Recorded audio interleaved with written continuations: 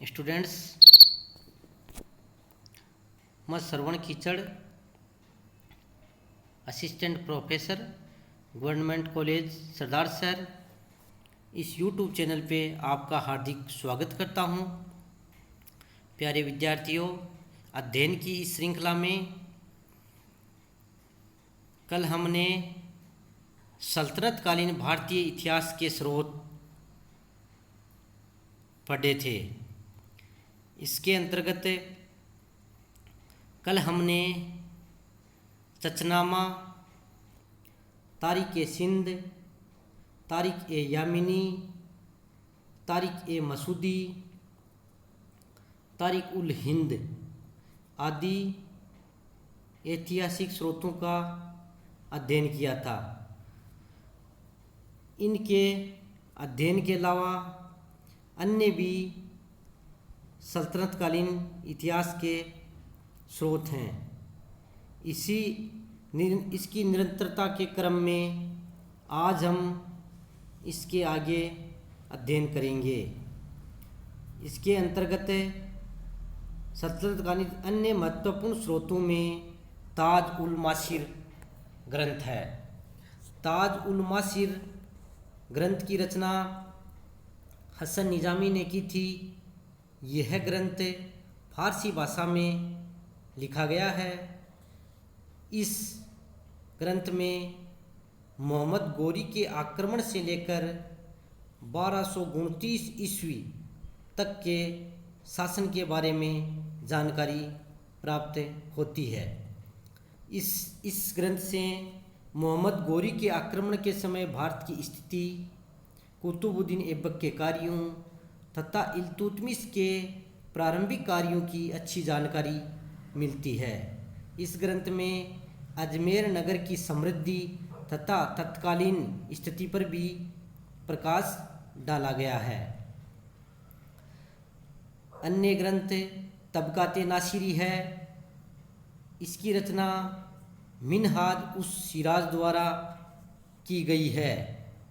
इस ग्रंथ में सुल्तान इल्तुतमिश के राज्यकाल से लेकर सुल्तान नासिरुद्दीन के राज्यकाल के 15वें वर्ष तक के विवरण का विशेष महत्व है, जिसका विवरण लेखक ने स्वयं अपनी जानकारी के आधार पर लिखा है। डॉक्टर एल श्रीवास्तव के अनुसार मिनहाज को निष्पक्ष लेखक नहीं कहा जा सकता, क्योंकि उसका दृष्टिकोण पक्षपातपूर्ण था। लेकिन फिर भी मिनहाज ने इस ग्रंथ में घटनाओं का क्रमबद्ध वृत्तांत दिया है और तिथियां तथा तथ्य सामान्यतः सत्य के निकट हैं। इस प्रकार ये भी एक महत्वपूर्ण ऐतिहासिक स्रोत है। अन्य स्रोतों में खजाइन उल फुतुह, जिसे तारिक ए अलाई भी कहा जाता है, इसकी रचना अमीर खुसरो ने की थी। अमीर खुसरो सुल्तान जलालुद्दीन खिलजी से मोहम्मद बिन तुगलक तक सभी दिल्ली सुल्तानों के समकालीन था। उसने अमीर खुसरो ने अन्य भी ग्रंथ लिखे हैं, जैसे मिफ्ता उल फुतुह है, तुगलक नामा, नुहे सिपीर, देवल रानी आदि अनेक ग्रंथों की रचना की है। इस ग्रंथ में सुल्तान अलाउद्दीन खिलजी की विजयों के साथ साथ उसके आर्थिक सुधारों और बाजार नियंत्रण व्यवस्था की भी जानकारी मिलती है। हालांकि कुछ इतिहासकार इस ग्रंथ की कमियां भी बताते हैं कि अमीर खुसरो ने अलंकृत फारसी का प्रयोग किया है तथा इस ग्रंथ में तिथि क्रम की भी कमी है। लेकिन कमियां होने के बावजूद भी ये भारतीय इतिहास के लिए महत्वपूर्ण स्रोतों के रूप में माना जाता है और अमीर खुसरो है वो भारत के फारसी कवियों में सर्वश्रेष्ठ कवि था। अन्य स्रोत तारिक ए फिरोज शाही। इस ग्रंथ का लेखक जियाउद्दीन बर्नी था। वह अपने समय का प्रतिभा संपन्न इतिहासकार था और वह गयासुद्दीन तुगलक, मोहम्मद तुगलक तथा फिरोज तुगलक का समकालीन था। इस ग्रंथ में बलबन के राज्यारोहण से लेकर फिरोज तुगलक के शासन के 6वें वर्ष तक का इतिहास है। इस समय के लिए एक प्रामाणिक ऐतिहासिक ग्रंथ माना जाता है।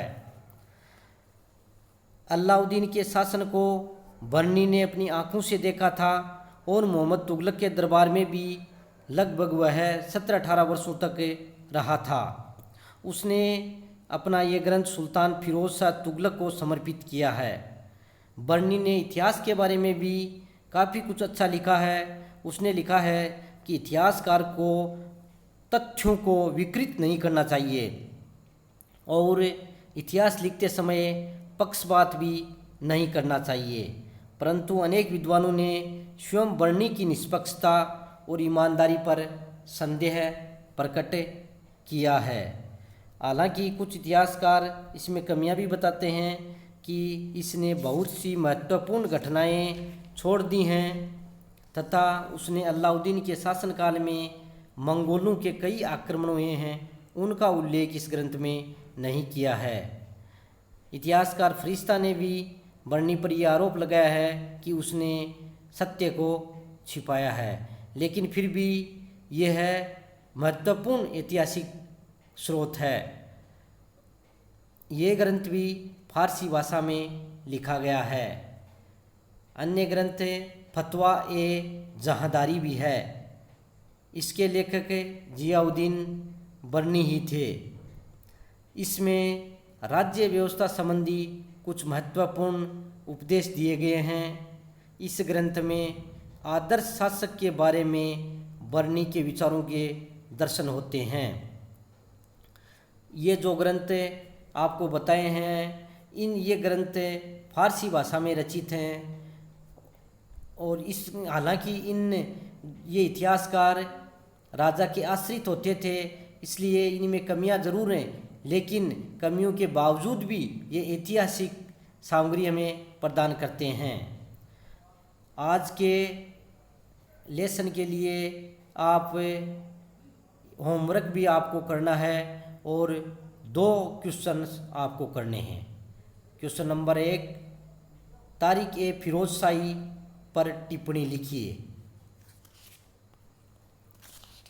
खजाइन उल फतूह में अमीर खुसरो ने किसका वर्णन किया है?